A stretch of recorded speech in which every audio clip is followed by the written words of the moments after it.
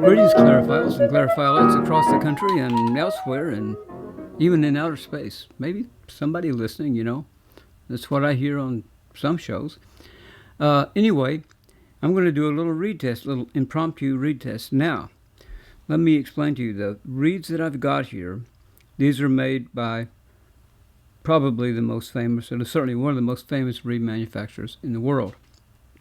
And this is their top quality brand. This is the high price spread, and that you pay top dollar for. And what I did is I selected a strength of reeds that's more than likely to match playing my mouthpiece comfortably.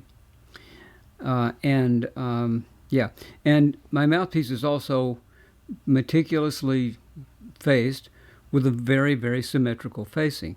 Now, this reed company also produces mouthpieces, and their mouthpieces are generally meticulously made with symmetrical rails, very much like my facing curves. Maybe a few little difference in the particulars of the curve itself, but symmetry, which means that, symmetrically balanced reed should play well on a symmetrically faced mouthpiece.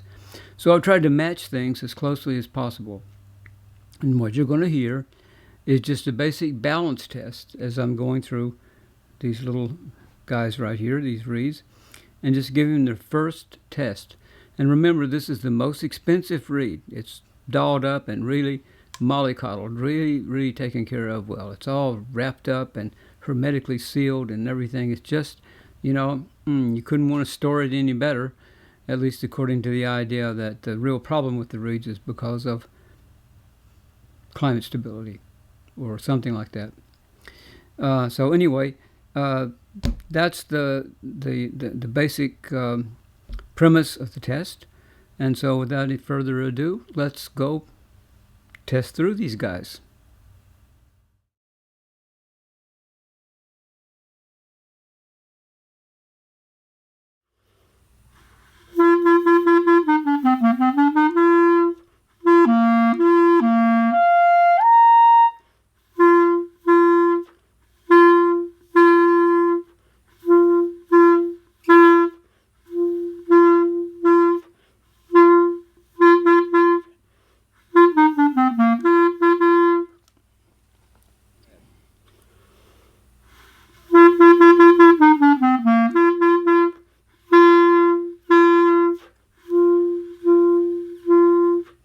Left side doesn't vibrate at all.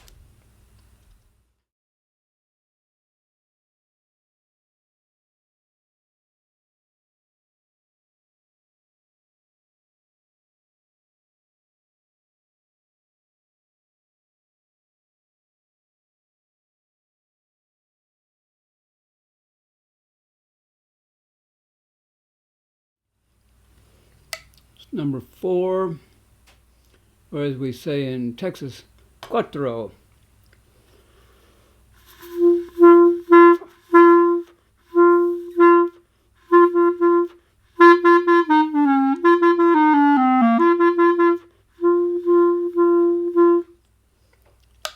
Reed doesn't play at all. The tip is way, way out of balance.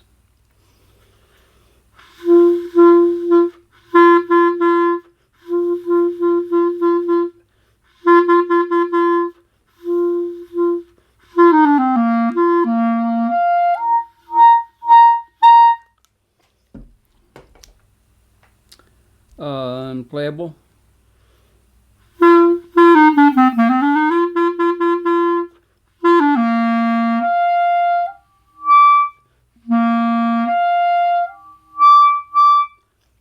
Third register, no response without biting.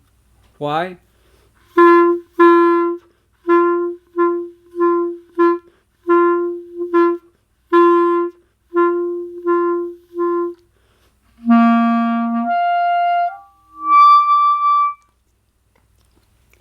Left side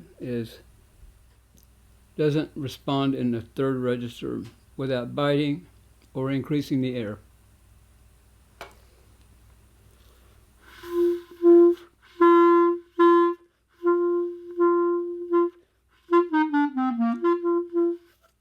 Unplayable. It doesn't belong in this strength of reed.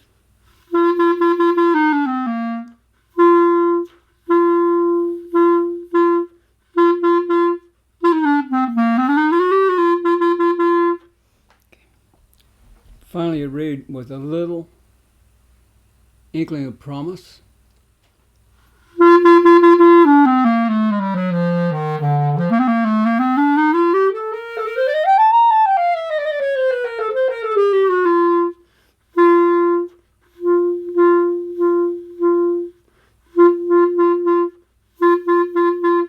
As you can hear, left side still harder on this.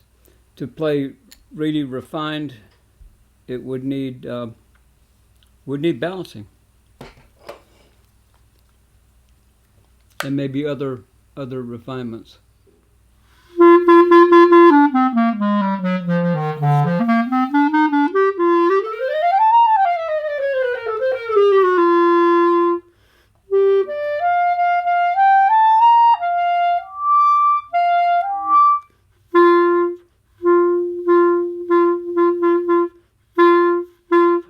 Balance up the left, and you would have a halfway decent reed.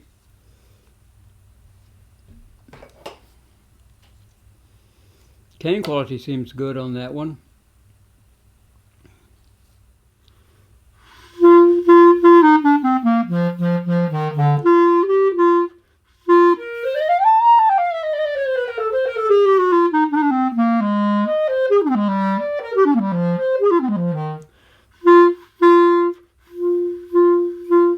Left side hardly speaks at all. So there's the high price spread. That's what you're paying for.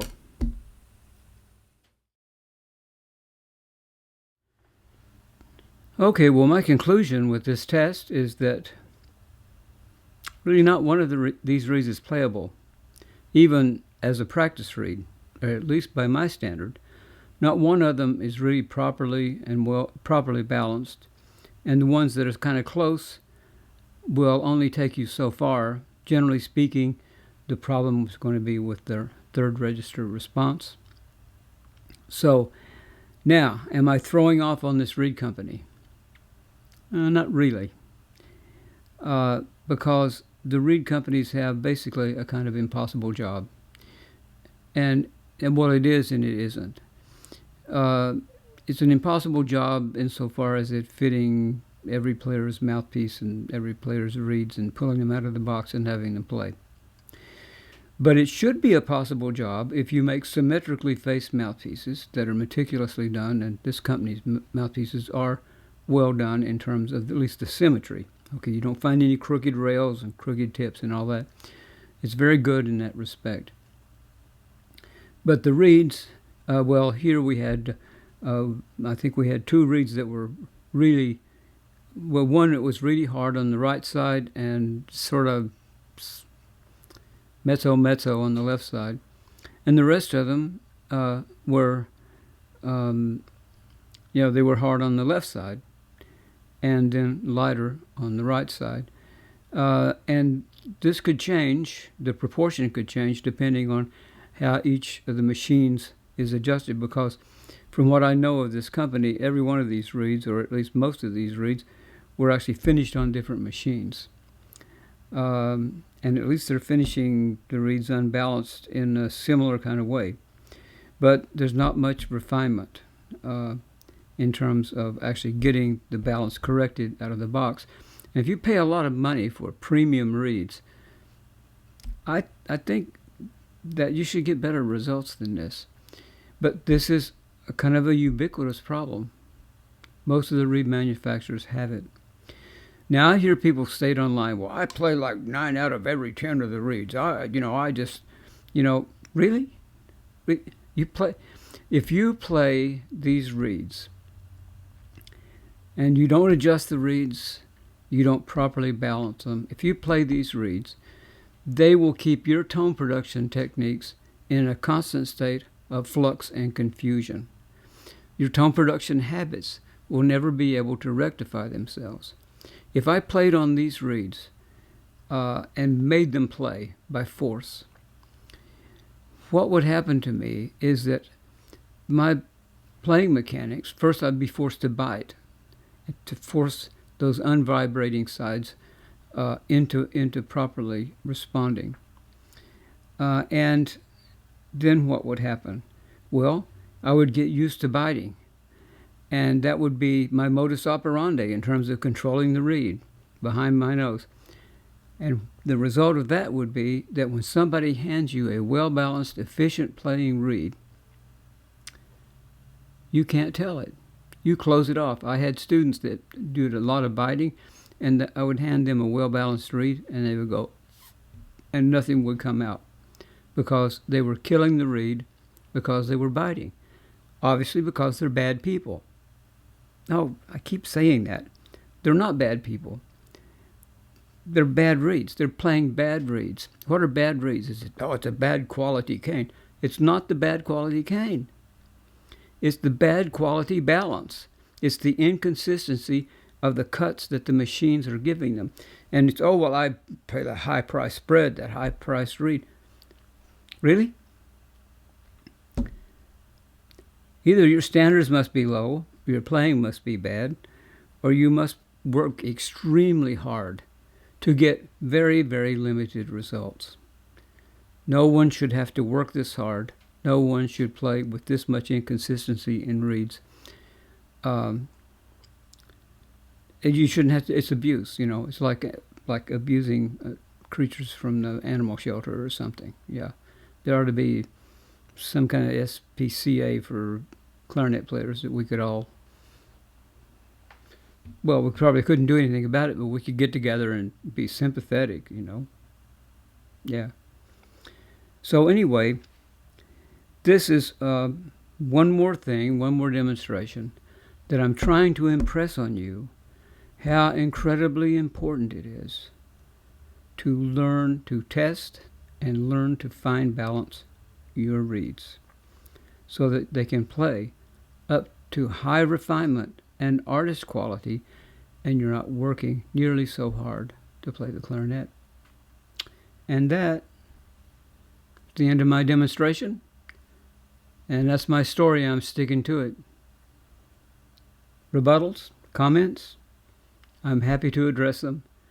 Send your comments below, and hey, if you haven't subscribed already, please subscribe. We're going to have more of these, more tests like this, and more information, all gauged to help you play the clarinet better. Thanks so much for watching.